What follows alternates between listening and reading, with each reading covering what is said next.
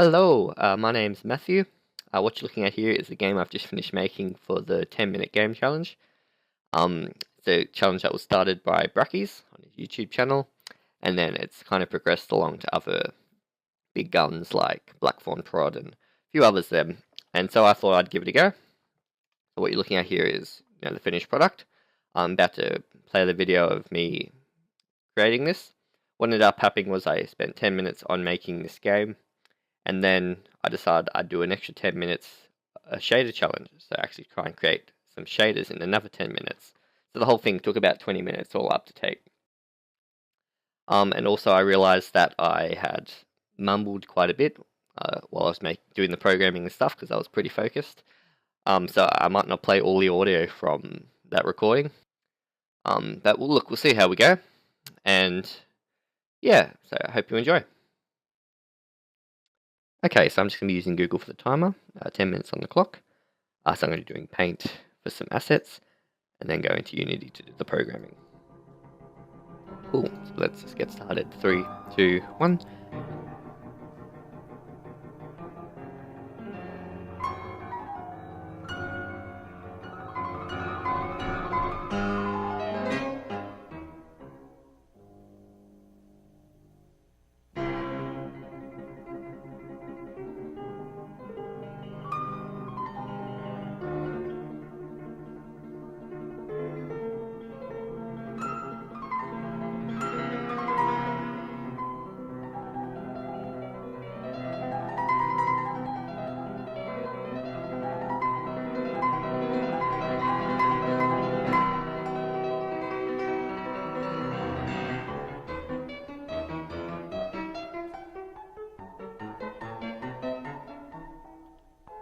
Load. Okay, 1, 2. I don't know why I'm putting stuff up there. I want to see avoid on collision into 2D. I'm hoping it's going to add up when it does it. Very good. Collision 2D col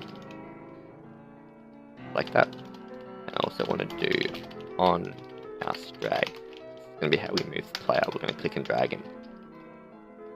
Okay. So what I want to do now is I want to get the mouse position. So vector 3, mouse pos equal to camera. So we get the camera, the main camera. So dot main dot screen world point, and then we get the mouse. Convert it to world position so we can actually do stuff with it. I want to get a vector 2 because we're only working in 2D space. We get the mouse position minus transform position, and then normalize it to get a direction. And what we want to do is transform that. Yeah, translate our transform. Translate turn or times speed. So, oops, and that's where we want to put our float up here. So public speed equals 0.08f, something like that. And then that guy is done. Very good, that's our player done.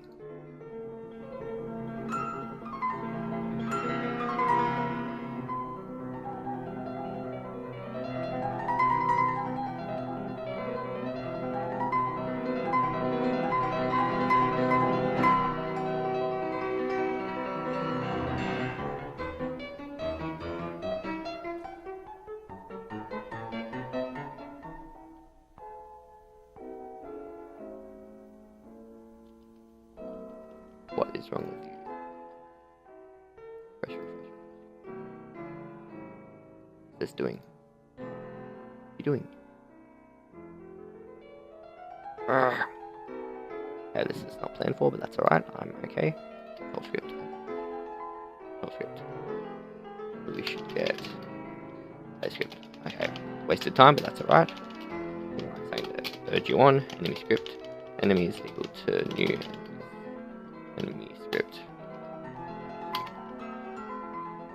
That doesn't work, but that's okay. 3. Okay, very cool. We got that. Now in here we want to have a reference to that public control script. Control. We also want to have 2 booleans, so we're going to have it chasing the player, whether it's still winning. We also want to have 2 floats, so we want to have the speed. It's going to be a bit slower than the player, and also a minimum distance. So that's about 4F, or maybe 6. So the player can get close enough. Okay, what we're going to do is if control.player is not equal to null, we get the player's position, vector free, player pos is equal to control.player transform position. Do if chasing, so if it's already chasing the player, we have to do what is that. And then if it's not chasing the player, what we want to do is we want to check if vector 2, so we're working vector 2 still, as I said, transformed opposition. So if the distance between us and the player is smaller than the minimum distance, then we want to set our chasing to true. And if we are already chasing, we want to do what we did back where we set a mouse position, we want to have the player pose. Okay, just like that. Now what we need to do is we need to assign whether this enemy is winning or not. So we're going to get R, random dot range 0 or 2, then enemies R dot winning true. We also want to get whether it's the component right renderer dot color dot green. Okay, very cool. Now the last thing we need to do before we move on is work on the actual collision. So we want to get the enemy script. Enemy is col dot game object dot get component enemy script. We want to make sure it's an actual enemy that we're hitting. If it is, we want to check if the enemy is a winning one, or if it's not. If it's not, we want to destroy game object. How much time we at? Whoops, why am I opening up my emails? That's alright, 2 minutes and 28. That's alright. What I want to do is I want to restart the level. Unity engine dot scene management. If it does that, scene management manager dot load scene manager dot get active scene dot build index. Okay, so that's cool so far. No errors, which is my favorite. I love it when it does that. Okay, what I want to do is I want to get these 3 guys. 1, 2, 3.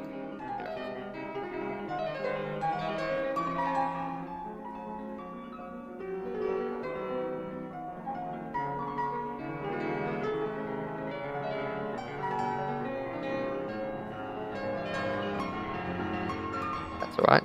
Why is not? Because I haven't added a collider to these guys. So collider 2D. That works, then we're in business. It restarts. If I go to Discardo, I'm dead. Okay, let's space these out a bit.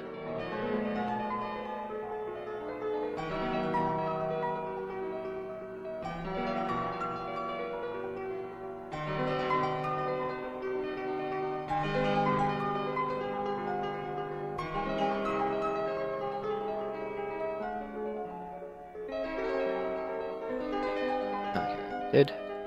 That's alright. Maybe I should add a restart button. Last thing I should try. Oh, there we go. Okay, cool. How much time? 30 seconds. Beautiful. That's my favorite. Update. If input dot get key get button down. Okay, it's get key, isn't it? Get key down. I'm not gonna have enough time for this. Key code dot R.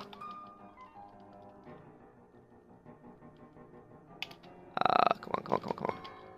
Using no. That's alright. That's alright. We don't need to restart the game. Okay, let's stop this. Okay. Hello, Matt from the future here. So this was the part where I decided to start doing a 10-minute shader challenge. I wanted to create a shader that would blend these enemies into the background. And that way I'd be able to do this, make the obstacles a bit bigger, and that way you can kind of venture into them a bit more, and the enemy would slowly become revealed and make it a bit more interesting. So that's why there's 10 minutes back on the clock again. And yeah, I hope you enjoy this 10-minute shader challenge. See ya. Okay, 3, 2, 1, and we are off.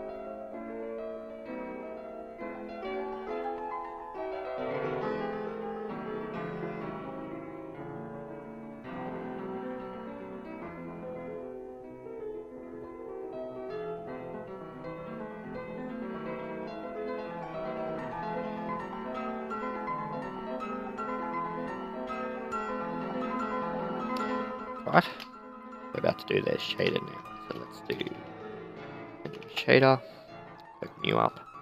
Yep, I'm gonna reload this again for some reason. Enemy shader, cool. Here, similar thing, we just want to change the name so we don't override the last one we just did. We only have 2 more values, so we're going to have the player pos, which is going to be the player's position. Feed that in, it's going to be a vector, and we're going to default that to 0. And then the min distance. So this is similar to the programming side of things. This is the minimum distance before it starts displaying. Just float. I think I'm going to set that to 0.25. Okay, that's cool. Oh, back in the harder shader. Before I forget, I want to set the Q, the background, so it gets drawn first. The enemy shader. Here we go. What we want to do now is get this background. So what we want to do is a grab pass. Grab pass. So we get the background and we store it. We're going to store it into a thing called text. And then we want to actually call out, or actually have a reference to that BG text. Then what we're going to do in here is we're going to, after we've got our color, we're going to get this background. We have float 4. BG is equal to text 2D BG text.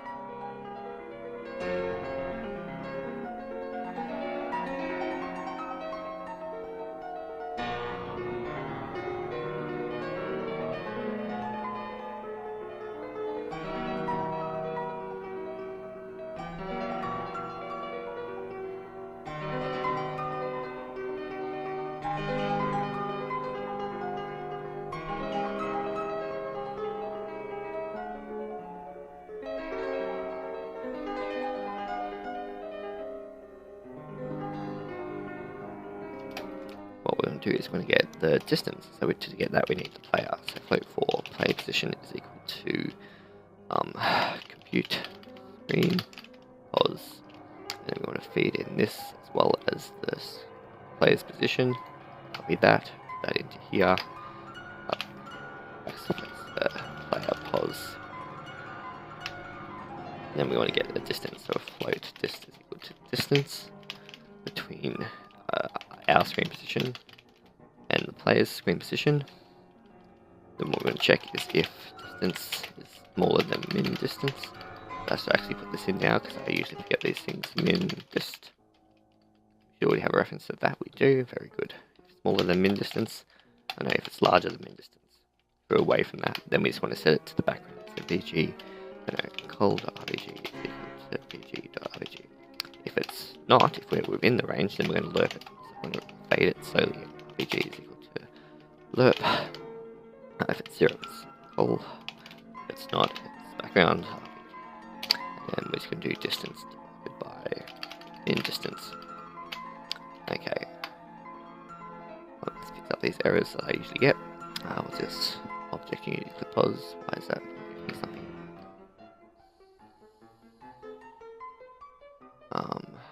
Matching one parameter. What?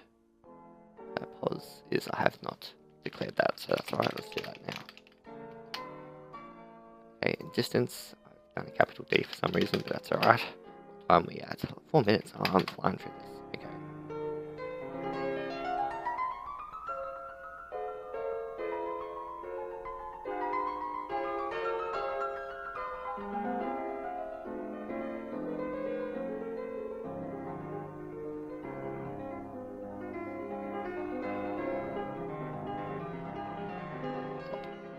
Okay, cool. Yep. Kind of weird, but that's right. What we need to do now is we need to actually save into our sprite renderer the play position. Sprite renderer dot material dot set vector. Doing pause player pause minus transform position. That way, oops, I need to do what it's actually called. So actually storing that in there.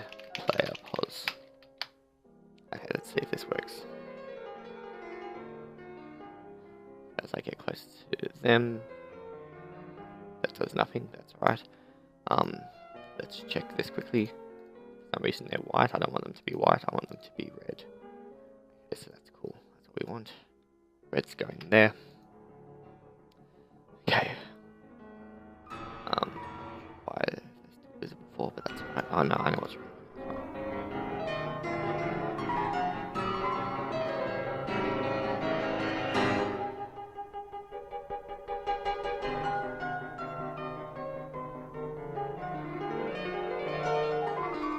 For that. Okay. So that's exactly what I wanted. Now the last thing I need to do. Now it's time I got 2 minutes.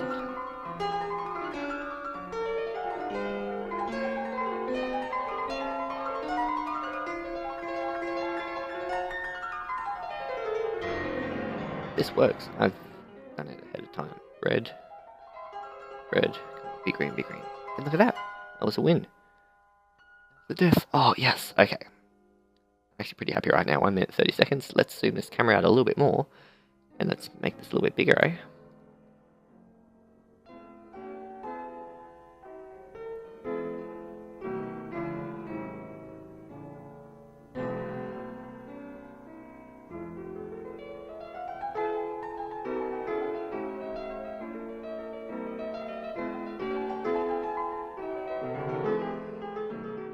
Very cool.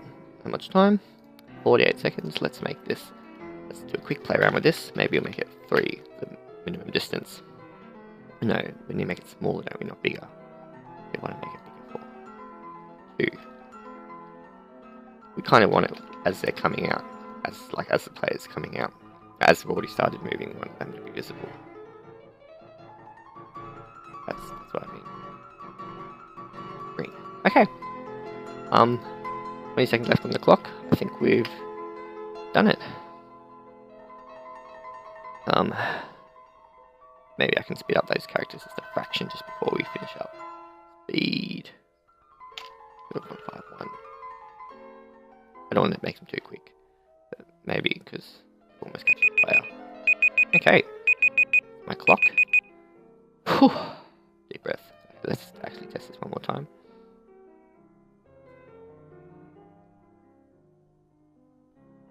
Look, I mean, I probably make this a lot harder, but I think it's going to be the same thing where... Oh no, there we go. I don't think this one's ever been selected. Yeah. Keeps lucking out, it's always a bad one, but that's alright. We go here. I mean, if I had more time, I could do a better randomization or something. But, and I could actually kind of randomize these characters' locations in here as well. I mean, gosh, in what, 10 minutes, we're pretty happy with those two shaders, and we got the restart button as well, don't we? So if I push R, yeah. Oh, very cool. And thanks for watching. I hope you enjoyed it. I definitely enjoyed making it. A bit stressful at times, things didn't work out. But look, at the end of the day, I was able to come up with, gameplay that worked. I don't know what this weird error that keeps popping up is, but it doesn't seem to be affecting the game too much, which is alright. And the shaders work as well, so look, overall I couldn't be happier. So I'm going to upload this game to itch. And I'll put the link to this down in the description.